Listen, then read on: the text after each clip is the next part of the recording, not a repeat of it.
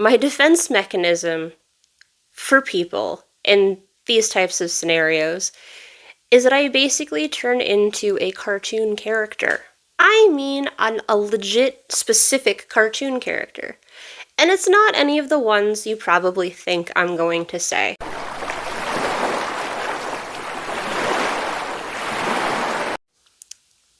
Hi, I'm Kate. Welcome to Always Tuck and Roll. We discuss life, the universe, and everything through the lens of autism. Because autistic, is literally how I view the world. Which works out because I also, quite literally will view the world. What I see is what I get until I actually think about it. I'm like, oh, no, but also yes. Anyway, hope you had wonderful holidays. Happy New Year. Definitely took some time to just unwind after the chaos that is the holiday season. Though, don't you worry, I've got another social event coming up this weekend because everyone in my family has the same birthday. That is a little hyperbolic, but there are still 5 people with the same exact birthday in my family, and I could actually pull a few more people in to that same day. Plus, there's some surrounding birthdays, so it's a big thing. So we'll be doing that. So, in the spirit of preparing for more social interaction, while just having come down from other social interaction, I have, been really trying to think about how it is that I communicate in social settings. I find them extremely frustrating, overwhelming.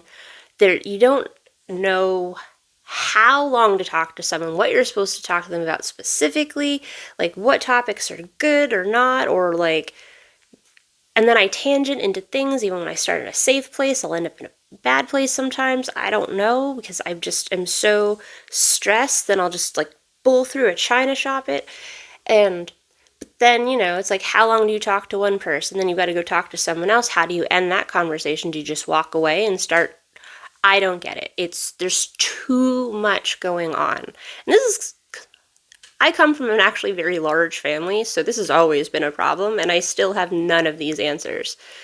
And when I am done with my social interaction, I spend the next 24 to 72 hours replaying every single social interaction I had in my head, trying to see if I did it right. Did I people right? Is there anything that I said that will probably come back to bite me later? Did I offend anyone and didn't realize it? What did I say? Did I say anything that I definitely shouldn't have? And all of these are negative thoughts. I never think, oh, I did really well at peopling today. That is never a thought. This is all definitely negative. Some of it's in my head, but also some of it is from being extremely socially awkward and having been called out for stuff historically. And the best part is I never know when I've actually screwed up.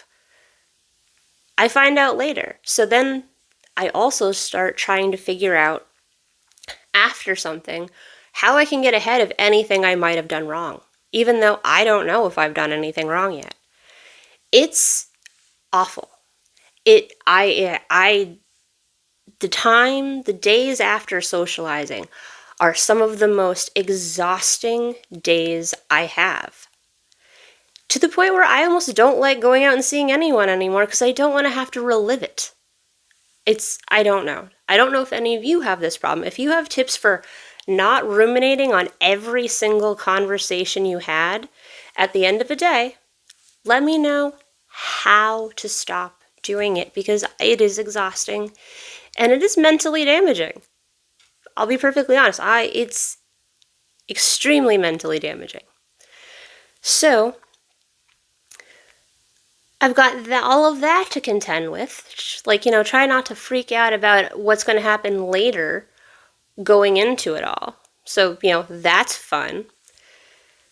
But then I also have come to realize that my defense mechanism for people in these types of scenarios is that I basically turn into a cartoon character. And I don't mean like a character that you could easily code as autistic because they're socially awkward. I mean a legit specific cartoon character. And it's not any of the ones you probably think I'm going to say, because I'm talking about a one-off character in one episode of Futurama here. I think that my defense mechanism for being social with people in general is I turn into Cartridge Bot from the obsoletely fabulous episode of Futurama. That's season 5, episode 14, where Bender, not wanting to get an upgrade, runs off, and ends up on a deserted island inhabited by obsolete robots. One has a water wheel. I, for example, need to keep refilling my water wheel or I'll power down forever.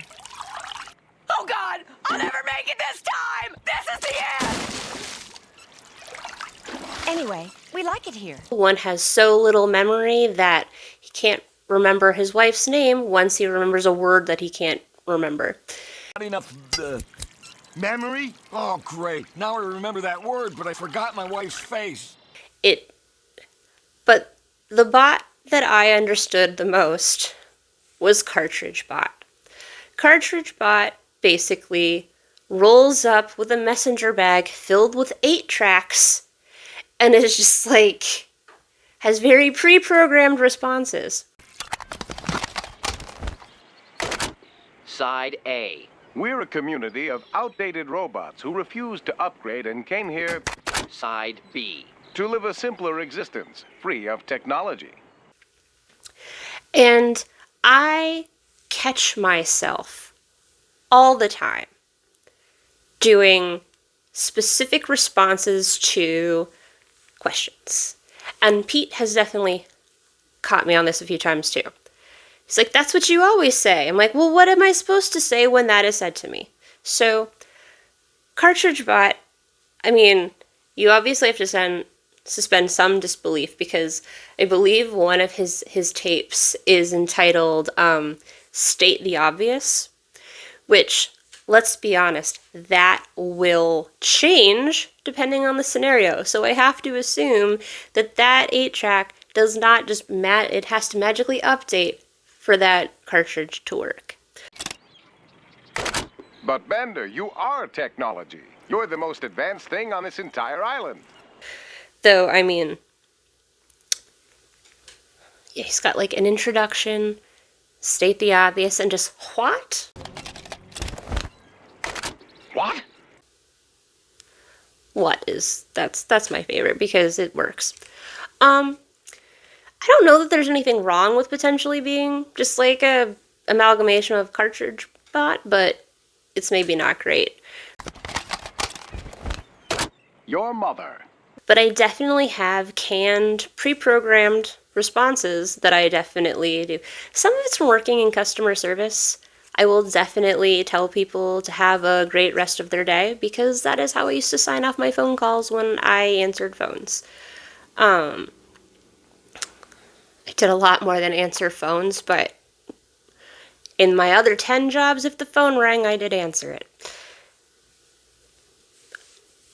That's not what we're talking about. We're talking about being a cartoon character, because I am. Sometimes. I think there's probably a lot of other cartoon characters I can be like, but Cartridge Bot is the one I'm identifying the most, because I get it. It's easier to just have a pre-canned response. You know how that's gonna go. I mean, you don't always know your audience. I have definitely said things to people that I shouldn't have because of specifically who they are or their background. But not knowing that, I am just... Usually I'm more concerned about my own social awkwardness as opposed to other people's, so that's another thing I gotta do, actually look at the person I'm talking to and not just like in between their eyebrows and see if like if what I'm saying is good. It's a lot. And I know that I am not the only person that has a social interaction problem. I know that I'm not the only extroverted introvert out there. And yeah, that's a thing. Because I'm extremely introverted. People drain my batteries. But I don't, I was gonna say, I don't mind being social. I mean, I don't mind being social. I do mind it a lot, but I don't mind it.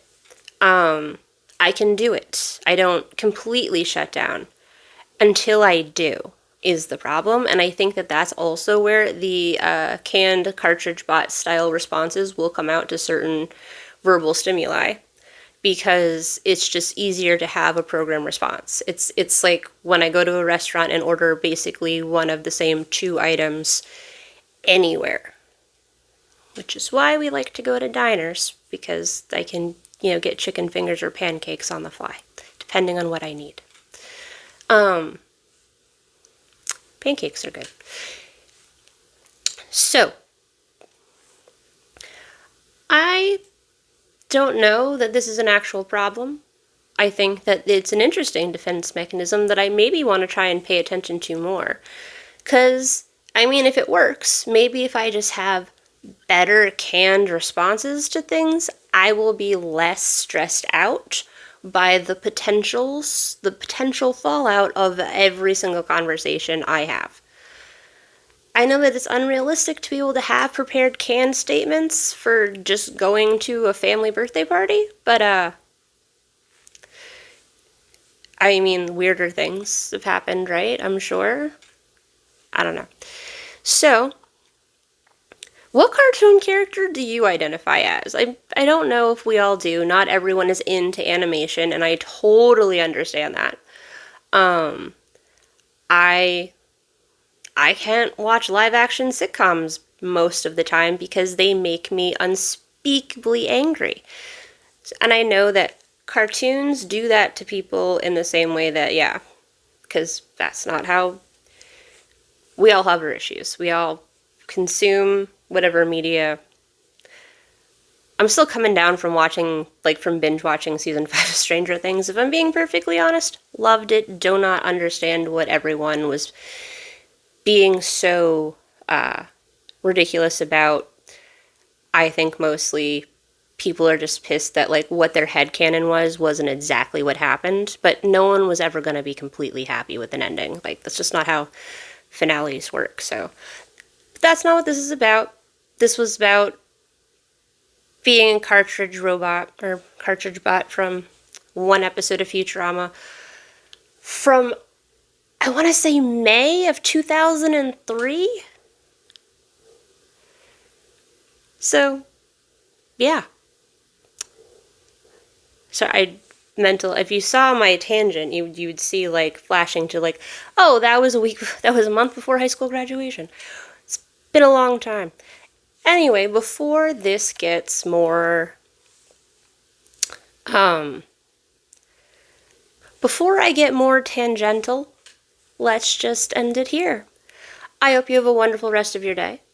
I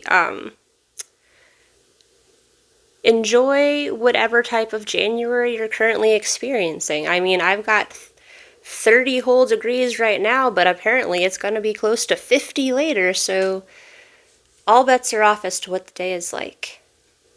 So, you do you, and when all else fails, just tuck and roll.